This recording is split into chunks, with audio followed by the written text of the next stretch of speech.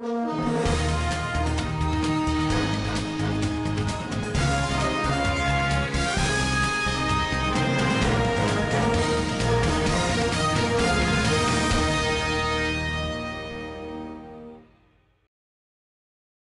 questions sont nombreuses mais doivent être consolidées. L'option de l'État, c'est de réaliser une cartographie nationale des daara et des enfants en situation de rue pour avoir une base de données fiable et exhaustive.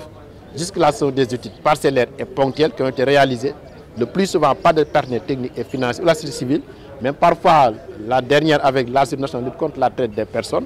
Mais au-delà, nous voulons avoir une bonne base de référence et c'est une action prioritaire inscrite dans le programme de retrait et de réinsertion que je viens d'évoquer.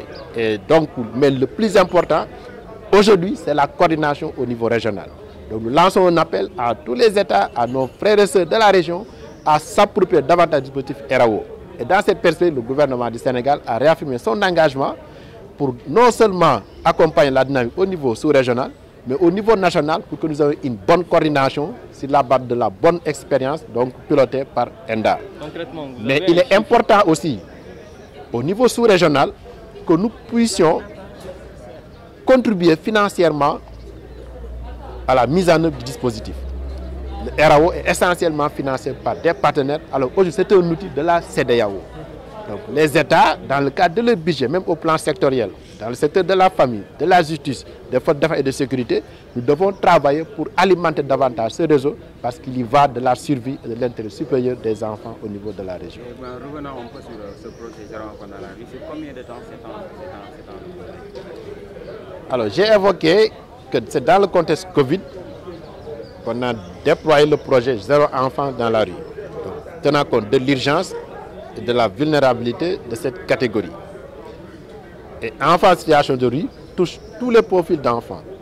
C'est des enfants qui sont en rupture totale ou partielle par rapport à leur famille. Ce sont des enfants en situation de mendicité qui proviennent de daara. C'est des enfants qui mendient, qui n'ont aucune attache avec un daara. Ce sont des enfants également qui sont dans la rue, parfois avec leurs parents. Ce sont des enfants en rupture totale, en conflit avec la loi et autres. Donc tous les enfants en situation de rue doivent être retirés et protégés parce que la rue n'est pas leur place. Ils doivent être dans des familles, dans des daara, dans des écoles et donc dans un cadre protecteur. Et donc ce projet, je l'ai évoqué durant le Covid, a été déroulé avec toutes les parties prenantes et a permis d'avoir les résultats que j'ai évoqués en termes de chiffres avec 7000 enfants au moins retirés et une bonne partie retournée en famille. Aujourd'hui, le gouvernement, dans cette perspective et avec l'implication de tous les acteurs, après avoir organisé sous l'égide du ministère des visites auprès des familles religieuses, après avoir organisé des concertations avec l'essentiel des organisations de maîtres coraniques, nous avons érigé ce projet en programme, un programme de retrait et de réinsertion socio-économique des enfants en situation de rue. Parce qu'une chose est de retirer les enfants, une autre c'est de les réinsérer au niveau de leur famille autant que possible.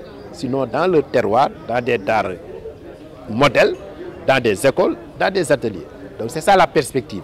Et avec un budget conséquent et avec l'engagement et la mobilisation de tous les acteurs.